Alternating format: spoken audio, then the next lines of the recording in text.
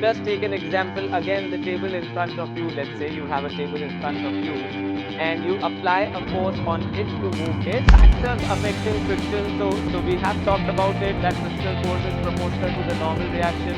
Static friction, it is the type of friction that exists between two surfaces when there is no relative motion between them. I would like to explain the whole situation to you by taking a practical example. So let's say we are applying a force and we are, now this is the block, the mass of the block is given to be 4 kilograms. So let's draw the free body diagram.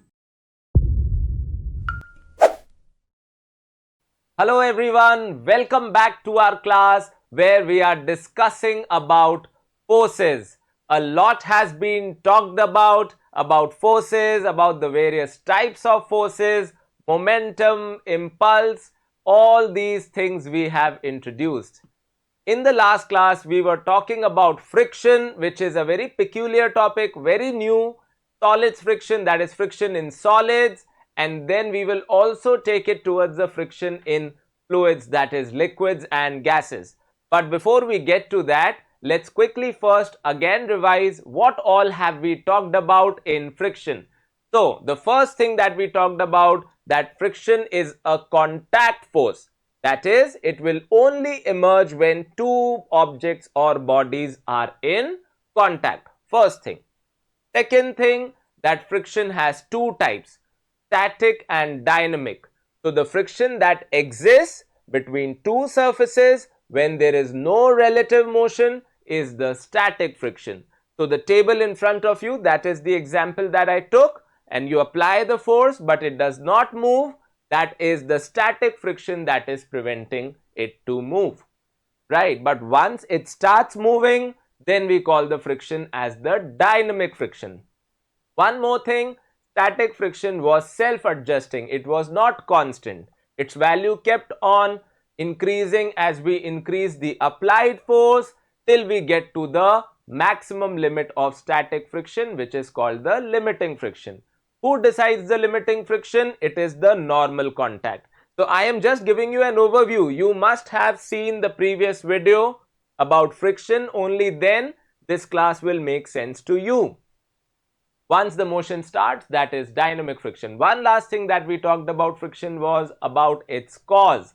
So earlier it was believed that friction was caused due to the roughness, that is interlocking of hills and grooves of the object. But now it is known that friction is electromagnetic in origin, that is caused by the interaction or the adhesive force of charges between the two surfaces in contact.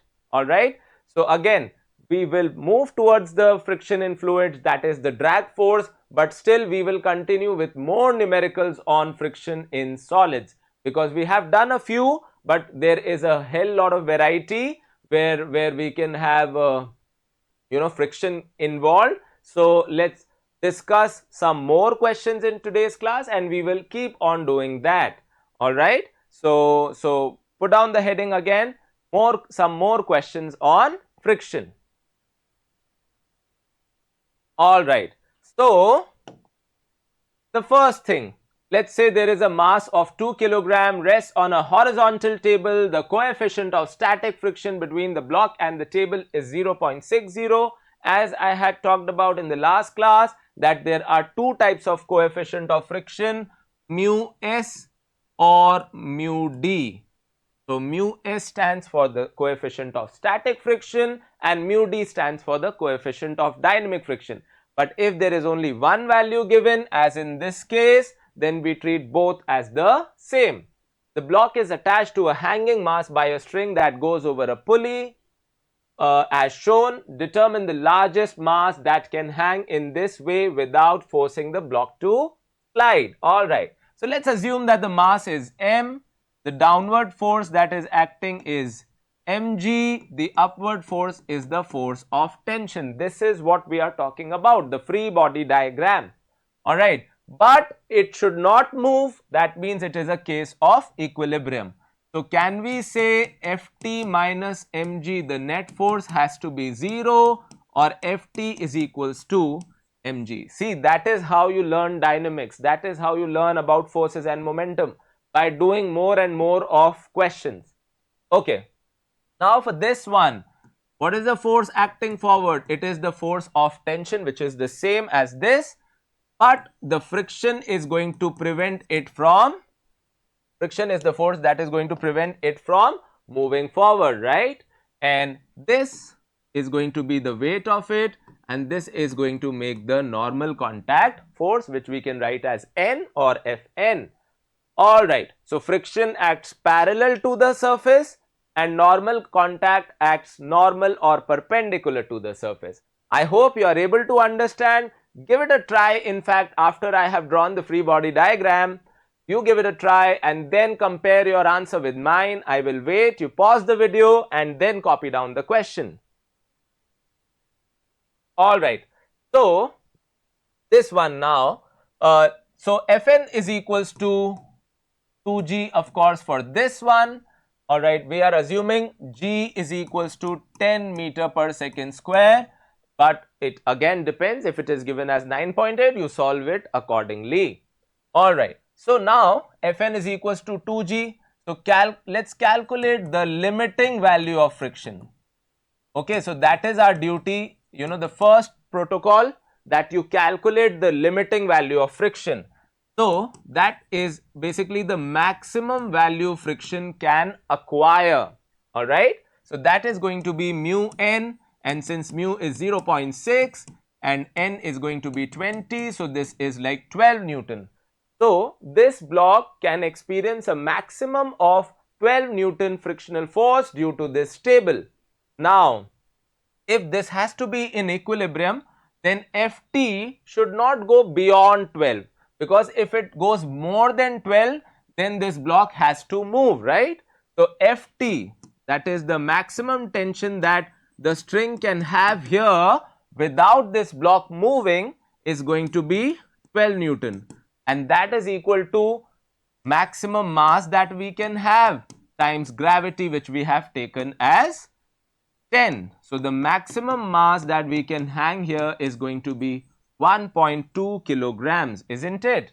So you can hang at the most 1.2 kilogram. If you hang more than that, then this will definitely move, because the applied force will cross the limiting value of friction, that is the maximum value of static friction. Alright, so I hope your answer matches with mine now, and if not, don't worry, learn from your mistake and we will do more questions. Alright, now let's take another exciting question where we have included the wedge. We have already discussed how, you know, the weight is to be resolved in case of a wedge. Let's do that one more time. So this is the situation. G has to be taken 10 meter per second square. Find the tension in the string and acceleration of both the blocks.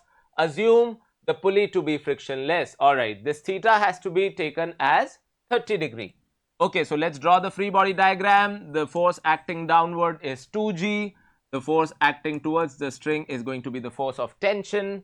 The force of tension is acting here, and the component of weight, that is going to be 3g sine 30, is going to act here, and the force that is acting here is going to be 3g cos 30, that is the component of weight perpendicular to the wedge. Now, very interestingly, one thing always you have to remember is that friction is the last force in the free body diagram. Don't hurry up in judging the direction of friction. I'll tell you why.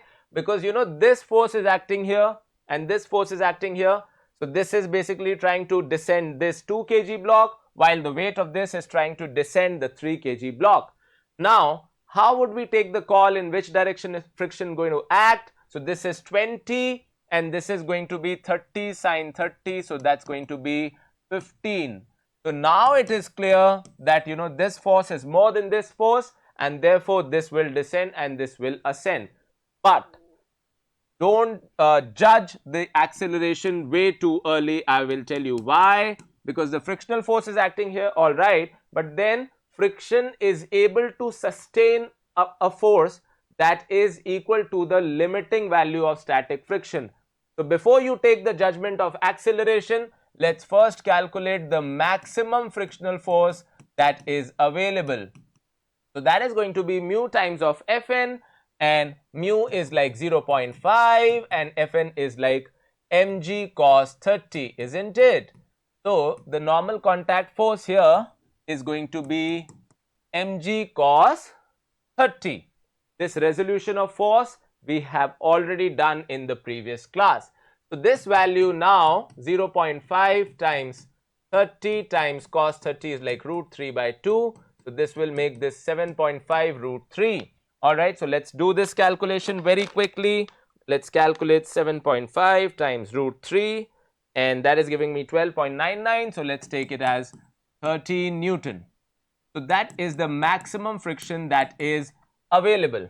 Now think about this. This is 20, this is 15, so they differ by 5. But friction can sustain a force up to 13. So can you imagine, maybe this block is not going to descend. That is because friction is able to sustain the blocks at their respective position. So let's first check that again. So this is Ft, this is 20, and the friction is acting in the downward direction. So don't take the value of friction as 13. Don't take the value of friction as 13 because it is in the static zone. Okay, so in the static zone, it does not have a value equal to mu n. It is only the upper limit to that. So let's again check. So for this, we are going to write Ft minus 20 is going to be 0. So Ft is equals to 20 Newton, all right. So the force that the tension is going to have, the force that the string is going to have is 20 Newton. Now let's check on this. So this is 20, this is 15, so friction only needs to be 5 here. So let's do that.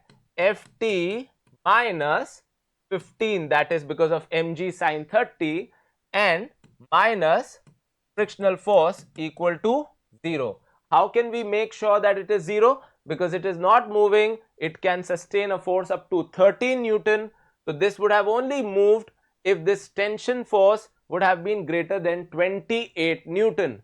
15 because of this and 13 because of this. So here it is not moving. So the first part of the acceleration part answer is going to be 0 and not something else. Okay. Now force of tension is like 20. So the value of friction that we are getting is only 5 Newton. So again reminding that friction can go up to the value of mu n. Doesn't mean it has to be mu n all the time. Okay, this is a common error. This is a common mistake that most of the students make, and I hope you won't be doing that. All right, but then we learn from our mistakes, we'll do more problems, and then we will evolve. Copy this down, then we move forward. Okay. Next question, a block of mass 15 kilograms. So it is very similar to the one that we have done.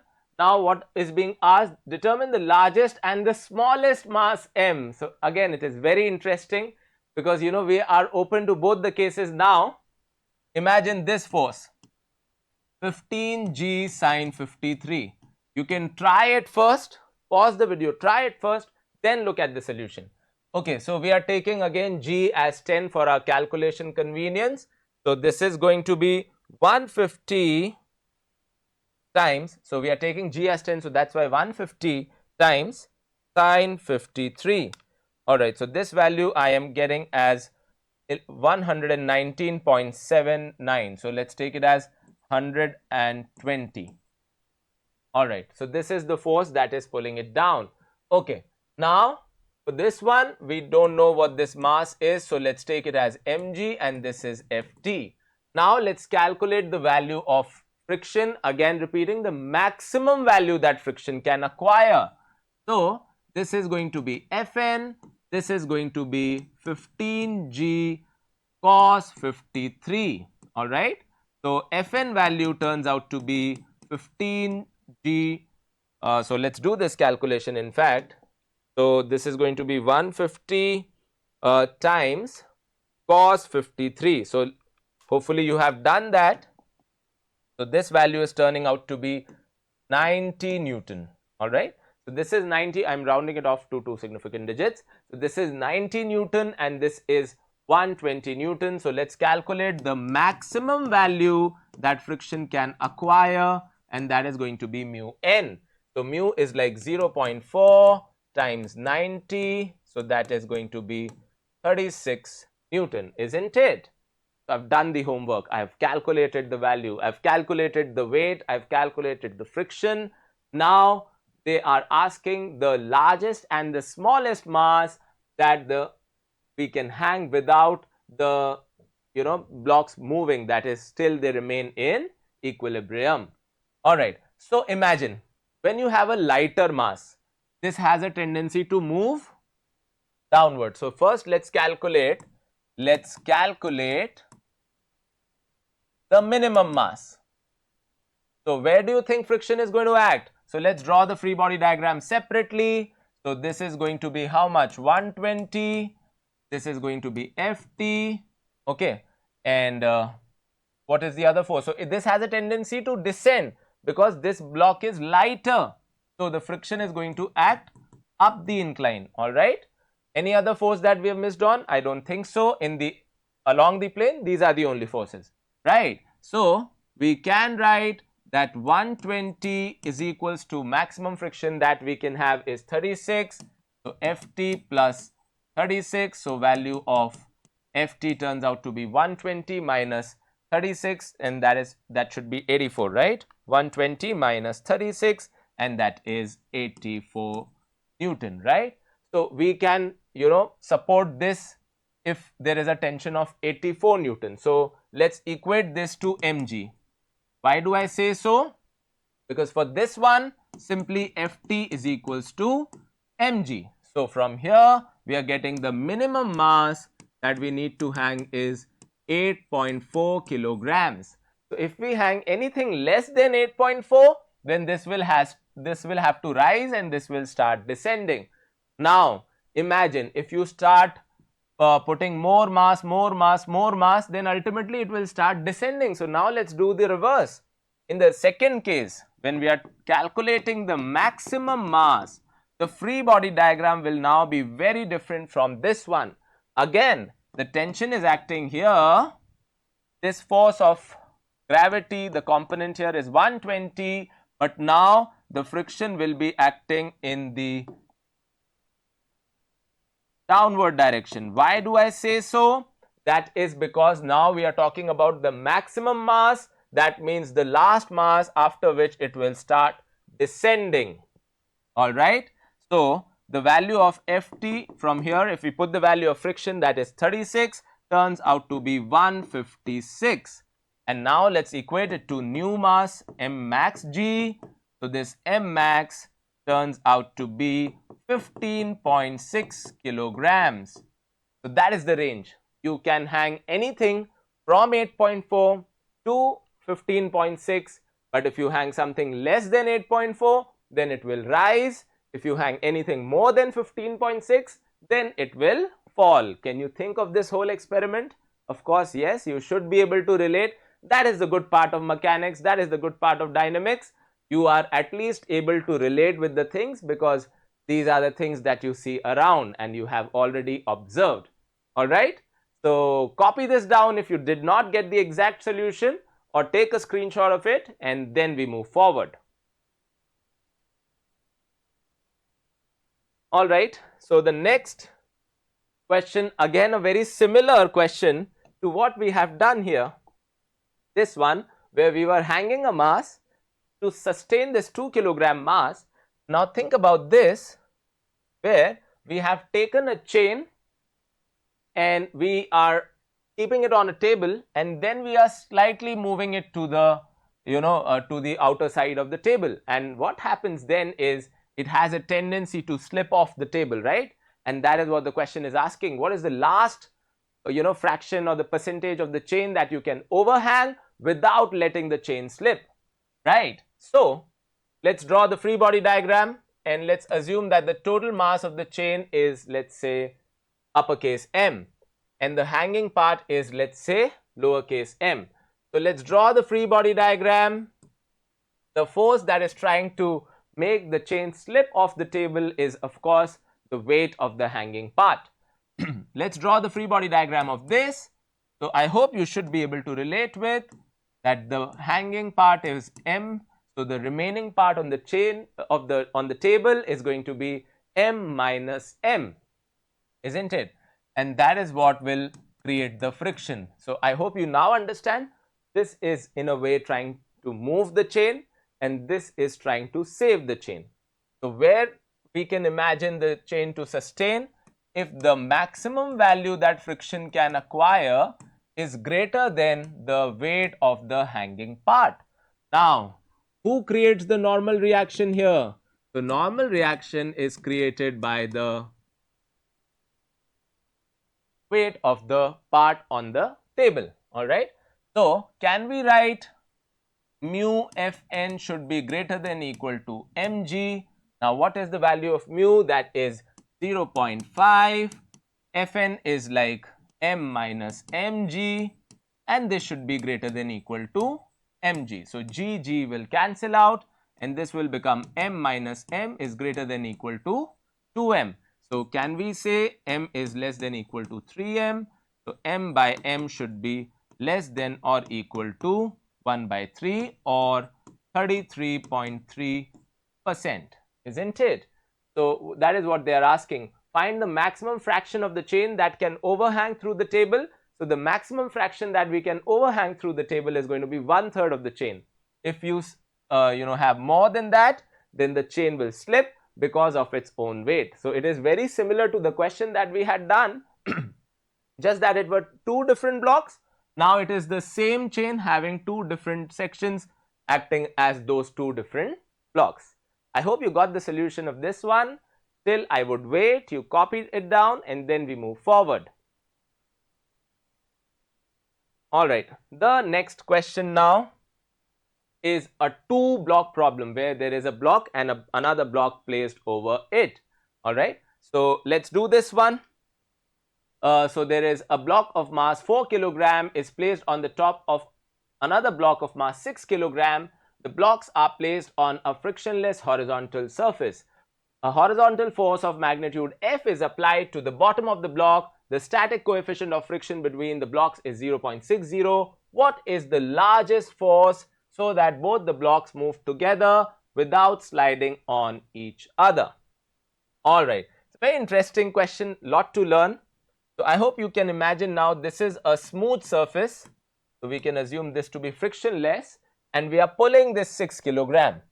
As we are pulling this 6 kg, the friction between the two blocks will appear and it will try to make the 4 kg block move with the 6 kg block. So, in a way, can you imagine who is moving the 4 kg block? It is the friction.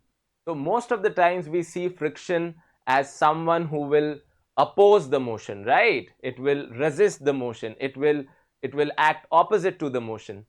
But here, for the 4 kg block, in fact, friction is the force that is moving it forward. Let's understand how. Let's draw the free body diagram of 6 kg block first. So, the force acting downward is of course 6g, and then there is the force of normal reaction due to the table, and then there is a force of normal reaction due to the 4 kg block, isn't it? So, 6 kg block is experiencing normal contact from the 4 kg in the downward direction by the 6 kg in the upward direction. Alright, then we have applied the force F, and since we have applied the force, friction will induce and it will try to oppose this motion. But at the same time, the same friction will act on the 4 kg block in the forward direction. Alright, so let's draw it here just to give it a feel that it is going to act here in the forward direction. Why? Because this is like the Newton's third law. So, if 4 kg is experiencing this friction forward, 6 kg is experiencing the same friction backward. Alright, what is the next force? So, it's 4g and then it is Fn. Alright, so from here Fn is equals to 4g or 40 Newton. We can write it as 4g first, but then today we are taking almost in all questions we are taking the value of gravity as 10. So this is going to be 40 Newton. So the maximum friction that this can sustain is going to be mu n, and mu is like 0.6 times 40. So that is going to be 24 Newton. Now imagine this, when we are pulling the 6 kg block, it's of course we who are pulling this, but who is pulling the 4 kg block with the 6 kg block? The answer is friction. But the friction has a limit, right? Friction has a limit. If you pull it very quickly, then obviously you can expect the 6 kg to move faster and 4 kg will lag behind, and ultimately, you will separate the two blocks. That is what the question is all about. What is the last force you can apply without the blocks without blocks separating? So let's talk about this now. So for this, we can now understand that the separation will start once friction achieves its limiting value, which is 24. Corresponding to that, let's say the acceleration is A. So friction is the only force. So let's equate this frictional force to mass times acceleration, which is Newton's second law. So this implies 24 is equals to the mass is like 4. So A turns out to be 0.6 meter per second square. So that's the last value. That acceleration, sorry, it's 6. 24 by 4, that is going to be 6 meter per second square. So the last acceleration that this 4 kilogram can have is 6. If you pull it even more than that acceleration, this 4 kg won't be able to move with it. Okay, so now let's talk about this one. Shall we write F, that is the applied force, minus frictional force, that is equal to 6A. Think about this. Forward force is the applied force by us, but for the 6 kilogram block, the friction is acting backwards. So F minus friction, that is 24, we have just calculated, is 6 times A, and the A last value of acceleration is 6. So this is going to be 36 plus 24, and that is going to be 60 Newton. So hence proved that if we apply a force more than 60 Newton, then both will be moving, but this will be moving, 6 kilogram will be moving with more acceleration and 4 kilogram will move with a lower acceleration, and that is why they won't move together, as the question is asking, that both have to move together. Alright, so copy this down. We will do one more question. I think these questions need more time. In fact, we can do these questions today, and in the next video, maybe in the coming up videos, we can talk about the drag force or the fluid friction. But I think these questions deserve the time that we are spending, and I am pretty positive that you will really make it worth. Alright, let's take one more. So now this is a role reversal in a way. This is a role reversal. How? Because this is 4G acting here and normal contact acting here. So normally you think of things like on the floor, on the horizontal floor, and normal contacts act vertical. Now this is a situation where you are pushing a block on the wall. So when you're doing that, by your push, you are creating the normal reaction from the wall. Okay, so this time it's a wall. And the force of gravity, the gravitational force of the earth is actually wanting it to slide. So friction will try to prevent it from slipping. Now what is the question? Let's come to that. Find the minimum horizontal force needed to be applied on the block in order to keep it stationary on the wall. So now you have to apply a force. Think about this. Because if you apply force, you will create a normal contact. That normal contact will only create a friction. So if it does not have to slide, you need friction, and for friction, you need normal contact, and for normal contact, you need your force, right? So your force creates the normal contact force. So that's in the x direction. Y direction, we don't want it to slip. So the maximum value that friction can acquire has to be greater than the weight of the block, which is wanting it to slide. So can we write this as mu Fn? That should be greater than equal to OG. and now mu is given to be 0.4. Fn is what we have created, and that should be greater than equal to 4g. Again, we are taking gravity as 10 today, so F is greater than 40 by 0.4. So F has to be greater than equal to 100 Newton. If you take gravity as 9.8, then this value will be 98 Newton. Alright, so can you understand now what has happened? You need to apply a force of 100 Newton so that friction becomes 40 Newton and it is able to, keep this block stationary on the wall. Copy down the solution, and that will be all for this particular video, because we will come up with friction in fluids, buy-in force, Archimedes principle, a lot to learn, but this is a big unit, so it will take more classes than usual. But keep practicing, keep working hard, keep revising before you catch up with us in the next video. That's all for this one. Happy learning. Bye bye. If you enjoyed this video, please don't forget to like, share and subscribe to our channel.